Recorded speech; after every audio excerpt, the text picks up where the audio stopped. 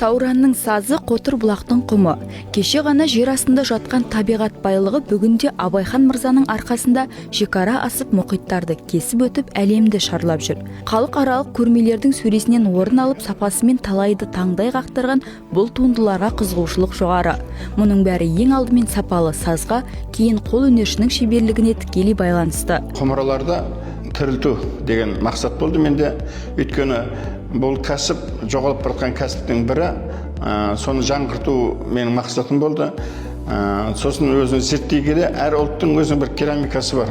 Құмыра жасау әдістері дейді ғой, әдісі бар, өзінің формалары бар. Соны зерттей бастадым. Сөйтіп құмыра жасау өнеріне қаттырақ көңіл бөлдім. Шебер жылына 10 мыңға жуық қыш бұйымдарын дайындайды. Бір құмыраны жасау көп уақыт талап етпейді. Дегенмен бұл жерде ең бастысы шыдам керек. Сондай-ақ бұл іс аса ұқыптылықты талап етеді. Сапалы болғаны жақсы. Жаңағы каолинит деген глина қосам дедім ғой.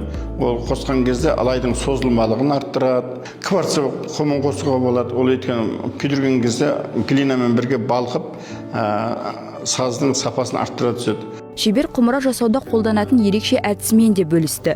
Ол қоға өсімдігінің үлпегін қолданады екен. Сонда барып саздың сапасы артады дейді.